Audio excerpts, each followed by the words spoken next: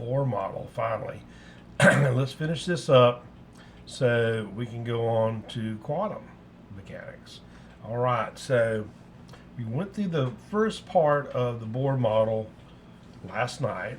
So let's watch and let's look, and we're looking at some of the math here, right? And I'm going to work through it, and we're going to be working on things like also on things like how to convert into between metric units. And we say convert, really it's just transforming, okay? So let me get this thing situated here on my, well, I want to on my computer. Okay. So our first question is the red spectral line in the Balmer series, and that's visible series, has a wavelength of 656.3 nanometers. Okay, what is the frequency of this light in gigahertz? All right, so this is telling me I've got, let's see, I've got frequency, or I don't have frequency, so I'm needing to find frequency. Let's see if I can get that found.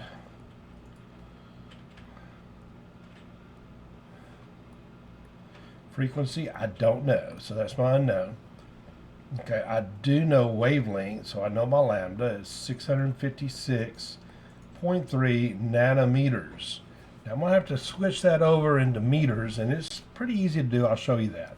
So we got frequency, we got lambda, oh, and we know the speed of light, which is 3.0 times 10 to the 8th meters per second. Okay. So let's look at the lambda first. Let's go ahead and convert that over into meters. All right. So I've got 656.3 nanometers, and that's nm. Okay. So tomorrow I'm going to give you a little sheet with these conversions. So that is 1 times 10 to the 9th. So that's 656.3 times 10 to the minus 9th. That's a nanometer. Okay, now that's not really in scientific notation. Who cares? All right, let's do the math. That is in meters now. So let's we're going to solve for frequency. And if you look at the sheet in your problems, I give you the formula. So that's C equals lambda F. I'm looking for F. So if I divide through by lambda, that will give me frequency. So if I have 3.0 times 10 to the 8th meters per second, and I divide through by my lambda at 656.3 times 10 to the minus 9th meters, I can see that meters cancel out. And if I do that, and if I do my math right, I know I'm going to get reciprocal seconds, which is, of course, a hertz. So let's get everything set up. 10 to the 8th. I've got my little trusty calculator here. Divided by 656. Oh, 10 to the 8th. Divided by 656.3 times 10 to the minus 9th, close parentheses, enter. I got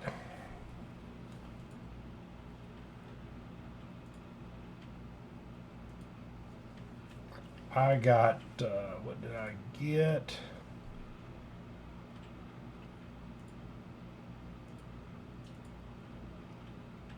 I got 460,000 hertz. So this is what I got. 4.6 times 10 to the 14th hertz. Now you can pretty much guess that it's going to be gigahertz, or this is going to be the B. But how do I go from gigahertz? Okay, if I look at my formula sheet, I see that giga is 10 to the 9th. All right, so again, how do we do exponents? That'd be 14 minus 9. So in gigahertz, all right, that's a multiply, or divide. All right, so I'm going to get 4 0.6 times 10 to the 5th gigahertz. And that's what I got right there. 1, 2, 3, 4, 5. So there's that answer. Okay. The energy of a photon that has a frequency of 110 gigahertz. All right. It's looking for energy. All right. So the formula we are going to use, all right, we've got frequency in gigahertz. Now we've got to take that into hertz. Is what? Okay, it's looking for joules. Now again, if you look on your sheet, the Planck's constant also has a value that is joules per second, and that's what we're going to use, or joules times seconds. So E, if you recall, E, all right, is equal to H, Planck's constant, times frequency. Now let's see. I know Planck's constant, I know frequency. Okay, cool. So we should be able to find E. But first, I'm going to convert that over into hertz, our reciprocal seconds. So I got 110 gigahertz. All right. Okay, and a hertz, that's what we want to get into, is, and I'm looking at my little sheet there, is 1 times 10, okay, 1 gigahertz has 1 times 10 to the 9th hertz. So if I take 110 and I multiply by 1 times 10 to the 9th, 110 times, parentheses, 1 times 10 to the 9th, I get, I get 1.1 times 10 to the 11th hertz. So that's what I'm going to use up here in my factor. And then, of course, the Planck's constant, H in joules, if I look at my formula sheet, is 6.63 times 10 to the minus 34th. That's a 10. Joules seconds. So we got our F, right there's our F. So let's calculate E. So, and this is in joules, so this should work out pretty good. My H is 6.63 times 10 to the minus 34th joules per second. Okay, and then I'm going to multiply that by 1.1 times 10 to the 11th hertz, or 1 over seconds, reciprocal seconds. So I can cancel that out, and that should give me joules. So let's see what we get. 6.63, whoops, times 10 to the minus 34th. All right, times 1.1 times 10 to the 11th. And I get, when I do that, 7.3 times 10 to the minus 23rd. So my energy is equal to 7.3 times 10 to the minus 23rd joules, the energy of that photon. So of course that would be C. Again, this is, after you identify what you've got, it's not that hard. The frequency of a photon has an energy of 3.7 times 10 to the minus 18th joules. There we go. And we're looking for what? Frequency. So let's look at our formulas. So that's going to be E equal HF, F. And we're looking for F. So F is the unknown. Put a question mark. We know H, that's what? 6.63 times 10 to the minus 34 joules per second. And we know E because they gave it to us. So E equals 3.7 times 10 to the minus 18th, 10 joules. Okay, so we got E, we got H, we're looking for F. So if I divide through by H, I'm going to come up with F. So my formula is F equal E over h, or F equals 3.7 times 10 to the minus 18th joules over 6.63 times 10 to the minus 34th joules second. And we can see that joules is going to factor out my unit. It's called dimensional analysis. It's going to give me 1 over s, or reciprocal second. So let's do the math, or the arithmetic. Times 10 to the minus 18 divided by 6.63 times 10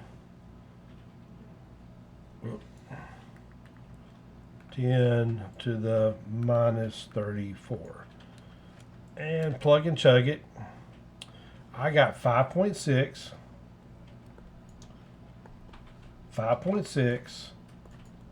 and you can pretty much guess the answer there, times 10 to the 15th hertz. And of course, that would be A. Again, we can talk about these tomorrow. I can work them tomorrow. Okay, just whatever we need to do. So the energy of a photon that has a wavelength of 12.3 nanometers.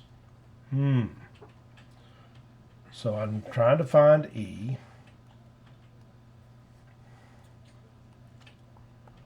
I've got lambda.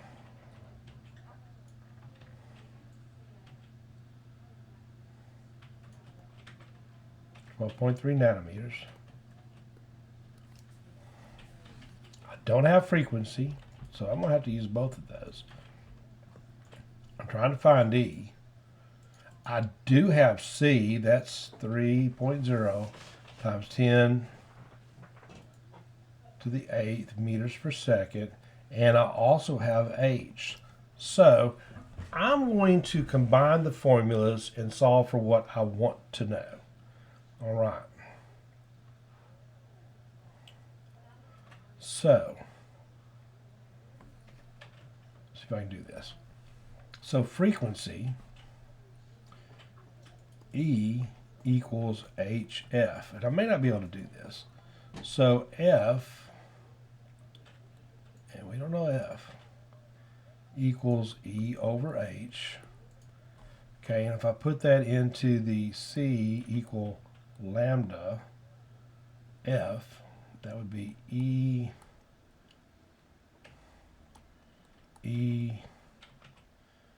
over H. Okay, E over H, because that's what F equals. Okay, so I've got C, I've got lambda, I've got H. That's in joules, so I'm going to use 6.63 times 10 to minus 34th joule seconds. So I can put in for E. Now I'm looking for E. So let's solve through for E. So if I multiply this by H over lambda, those cancel out. But that means I have to do on the same side. So if I do CH over lambda equals E, that's going to give me my answer, right? Or the amount of energy of that photon with what we know. And what we did is we used those two formulas to substitute to get what we need to know. So we know C. So that's going to be 3.0 times 10 to the 8th meters per second times, let's see, H, 6.63 times 10 to the minus 34th joules per second, so those will cancel out, over lambda is 12 nanometers. So a nanometer, looking at my cheat sheet, is 1 times 10 to the minus 9th. So we're just going to do that. So that's 12.3 times 10 to the minus 9th. That's not a perfect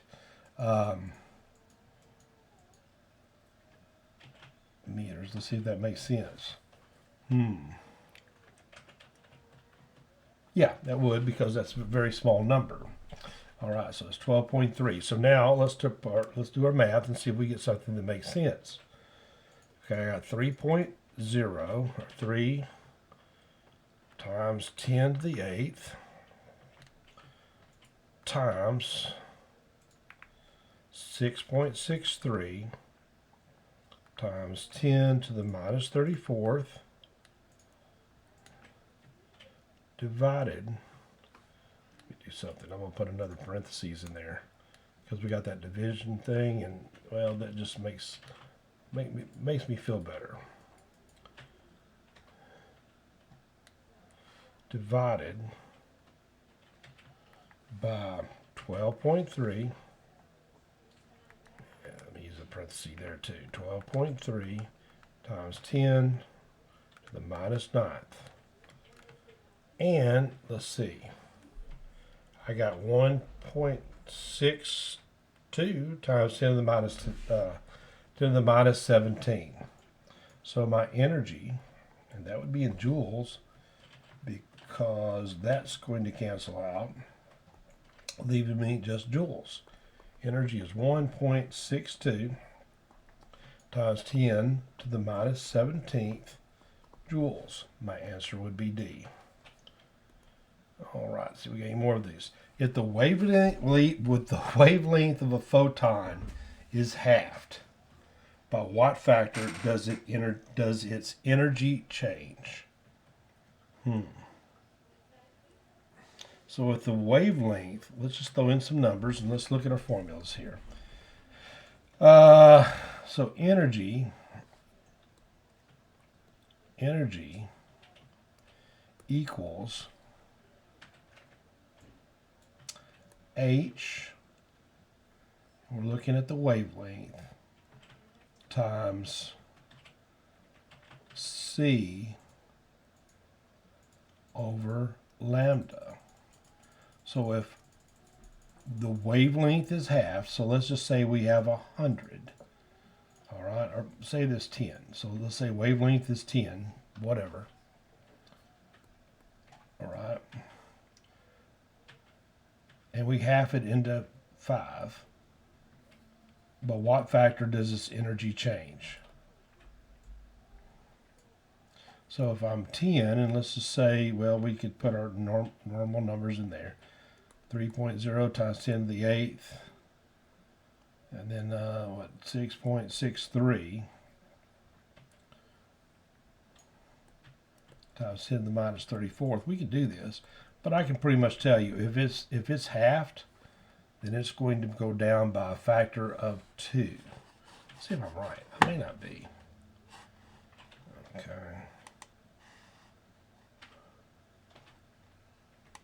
All right. And I am correct. It's changed by a factor of 2. In other words, it's cut, well, in half, or it's, yeah, it makes sense. All right, guys. So, we got through the math. So, due to the differing numbers of protons in the nucleus and the number of electrons surrounding them, each atom produces a unique emission spectrum after it's energized. So, since the emission spectrum of each element is unique, we can use this property to identify the presence of a particular element. For instance, neon is more orange, so you're going to have more around the that's about the 580 nanometers, around 610. Yeah, so if we see this, we know that we have neon. Mercury is more into the lower wavelength, is 400 to 500, 450. Then it's got some yellow and some green. Sodium is very, very, very yellow. It's right around 580 or so, right? So, the same energy that is released when an electron drops to a lower energy level is required to take it up to that level. Again, okay, energy is conserved. It's neither created nor destroyed. It's just changed, transferred. When exposed to white light, the atoms are going to absorb the bands of light that are equal to the difference in the energy level. So the pattern for absorption and emission spectra are the same, except with the absorption spectra, you're going to have a solid, you're going to have that Roy G. Biv rainbow line, but you're going to have dark lines. And what an absorption spectra is when the electron is absorbing that energy, and it's going to emit a different type of light. Whereas an emission spectra just has those differences in energy as the electron drops down. Absorption, the electron goes up. The emission, it goes down. So electrons can only transition between orbits of set energies. The atoms must absorb the energy at the same frequencies at which they emit that energy whenever it falls back down. So we can use the spectra to identify elements or molecules. All right. So this is the visible wavelength emission spectra for hydrogen and iron. What difference do you notice about the two spectra? And why do you think they're like that? This could be a pretty good little bellwork question for tomorrow. But what would be the difference? The emission spectrum for chlorine is shown below. So what would be the absorbance spectra, okay, for chlorine? So pretty much if you were to take this and move it, see if I can move it. So it's pretty squared up. And you're looking for little lines like this one that fills in those gaps, and it would just fill in the gaps. So as you can tell, that has to be B. Okay. So, what does this picture illustrate about a photon, either emission or absorption? Well, pause and think about it. Okay, you paused. So I'm at the third energy level. The electron's dropping back down. So when it drops back down, it's emitting energy. So that has to be A. It's emitting energy because it's dropping back down. Which of the following is not true regarding the Bohr model of the atom? Electrons could exist only in certain quantized orbits around the atom. Think about it. As n becomes greater, the energy of the orbit is greater also. Go back to the chart we had. I'm suspecting this one. I don't think that's true. So when you return from an excited state, an electron can only move between the set of Bohr orbits. Oh, that's true. All of these are true. No, I don't think as n becomes greater, the energy of the orbit is greater also. I think it's the other way around. And let's see if we're correct. No, all of these are true. As n becomes greater, the energy of the orbit is greater also.